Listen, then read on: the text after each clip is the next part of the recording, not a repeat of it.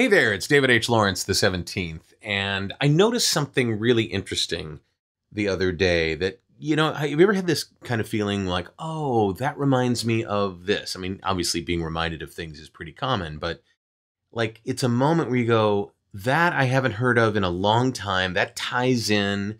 Everything old is new again. And it was a discussion of how Netflix is very close to the vest with the data on their subscribers and the time spent watching and how many people see things. Facebook deals in data as well as actual cash coming from advertisers. They sell their data. And I realized as I was paying attention to this sort of thing with Hulu and with Amazon and Twitter and Facebook, you know, for all the modernness of new media companies, digital companies, and everything is new and revolutionary and all that, they're actually following a very old model, and they're following the model of advertiser support. Now, it's not sometimes advertising support. The way this came up is I had a very, very typical angry letter. I've received maybe a half dozen over the 10 years or so that Rehearsal Pro has been an app, just screaming at me, why would you charge $20 for an app? Because they're used to apps being free. And my response is, well, I could put ads in, but if I don't have some way of making money, I can't keep the app in development and support it. The person was having none of it, and that's for another video. But I had a choice. I made direct cash from the people who use my app. That's what I do. That's the model. There's no advertising.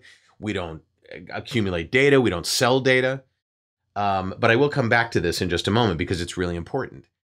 When you get something for free on the internet, know that it's not really for free. Sometimes it's very obvious. They have ads at the bottom, and if you click an ad, they make some money. And so that's how they support themselves. That's how casual games support themselves. If you ever played Candy Crush, right? There's ads, or there's in-app purchases that get rid of the ads and sell you extra levels. They get you to a point where you can't really play the game anymore unless you pay some extra money, right? And they even advertise. Some apps even advertise. You can be successful even without paying. Don't pay a dime. I think I don't know what the name of the game is, but it's where they show the armies going at each other and then somebody wins. I don't know. Anyway, so I'm looking at how all these models are being used by Facebook and Twitter and Apple TV, their new Apple network where they're doing content, Amazon and Hulu and Netflix. And it took me back to when I was first being introduced to how radio works and how television works. As a DJ, there was often the urge to do something that the listeners wanted us to do. But I was reminded very early in my career by my program director and by the sales manager of the station that the listeners get what we do for free, not because they pay for it, because they get it for free. They don't pay for it. Somebody else pays for it. And that somebody else is advertisers. Which means we had a two-pronged model. And that is that we have consumers, the people that listen to the radio station and love the music or love the talk shows, whatever. We had consumers and we had customers, the advertisers. And without those advertisers giving the station money, those consumers had nothing to listen to. Same thing happens with broadcast television. You have typical commercial networks like NBC, ABC, CBS, Fox, etc. And you have supposedly non-profit, independent networks like PBS, but they still have the exact same model. They just call advertising underwriting, sponsorship. And they have some different rules around what can be said during those sponsorships. But you see where it is? It's available to you for nothing because somebody else is footing the bill. The same thing happens with new media. Facebook is free because somebody else is footing the bill. It's not only advertisers that buy ads on Facebook. They make millions and millions of dollars on ads. but it's also them selling the data that they gather about how you behave on the site. We've seen them sell that data with regard to elections and with regard to marketing, and companies have agreements with each other. Apple and Facebook had an agreement. Google does this all the time. And it's the oldest trick in the book. Oh, here, you can have our network for free. It's awesome. But that data that they're selling is really important. And it's something that needs to be safeguarded.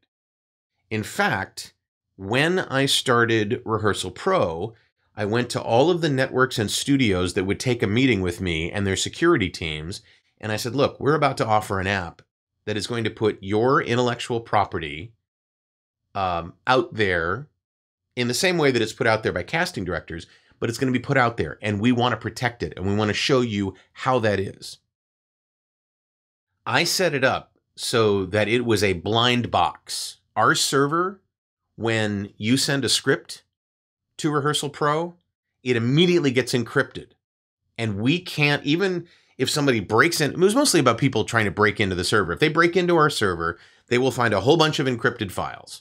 They can't do anything with it. In fact, I got a call from a very, very famous person once who's like, how are you protecting, my script? And I told her how we were doing it. And I was surprised that she actually was familiar with blowfish encryption at the time. Anyway, that data is really tempting. I'm not tempted to see the scripts that people are sending because I don't really care. I got enough problems with the scripts that I have for my auditions. But it's tempting. And it's tempting for people like Facebook to know everything they can about individual people rather than in aggregate. That data becomes a product that is really, really valuable. And they need to safeguard it. And that's why you've seen, data breaches like with Equifax and others that can really be frightening for people. Their passwords, their social security numbers, the security question answers that they have. This model is based on, okay, we won't charge you for the actual consumption of the product, but we are going to get it paid for somehow. And that needs to be protected. All that data that is there needs to be safeguarded. But don't think that these companies are so hip and trendy and new and everything is new. They're not new. When you get Hulu for free, it's because it's ad supported. It's exactly the same as broadcast radio, exactly the same as broadcast television. Or subscription based, like HBO or Netflix or Amazon Prime or Hulu, the upper level, the premium levels. They're being compensated for having this big infrastructure of content.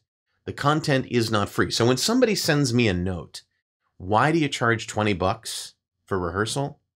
Because without it, rehearsal wouldn't exist. I wouldn't have the money to pay my developers or my buddy Steve, who does our server work, or me to take the time away from what I do otherwise to support the app.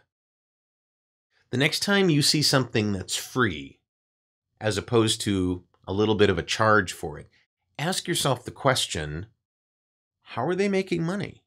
How are they doing that? What's happening? And if you can't figure it out, the default answer is they're selling your data. They're gathering your data. They're analyzing your data. They're creating reports for marketing companies that allow those marketing companies to market to you and people like you. They're selling your data. So my question for you is, how do you feel about all that? Would you rather just pay cash? Would you rather just pay a subscription fee? Rehearsal Pro is not a subscription fee. It's a one-time payment. So when I hear people say, wow, $20 for an app, you're out of your mind. I'm like, really? Okay. I bet at a really nice restaurant, you spend $20 for lunch. And here you have the opportunity to make your rehearsal and your auditions and your work on set and in studio that much better and awesome, and the opportunity to book something that could make you thousands of dollars, and you're concerned about $20? Not sure that's a great decision. Well, everybody else is free. They're not really free. They're not. So How do you feel about this? How do you feel about the way companies gather information about you and sell it? Or being subject to ads, because we bitch about that sometimes too. It's like, why do I have to sit through these ads? Why can't I just watch the stuff? Somebody paid to have that stuff created. Maybe somebody paid you to act in that stuff. And what I'm trying to do is give you a framework around why this business works the way it does, and why there are ads, why there's cash payments, why there are subscription payments, and why they end up selling your data. Tell me how you feel about that in the comments below. I'd love to know what your personal feelings are about how ads work and how data being sold works and gathering of data and privacy. I wonder what you feel about that. I'd love to know. Tell me in the comments below. If you'd like to subscribe to my channel and hear more about this every day, go ahead and click on my face over there. If you don't see my head, there's a subscribe button somewhere on the page you're viewing this on. And if you want to see the latest video I've done, go ahead and click on the frame there, and they'll play it for you. That's what YouTube is really good at. I'm David H. Lawrence the 17th. I really appreciate you watching these videos, and we're doing one a day. I'll talk to you tomorrow.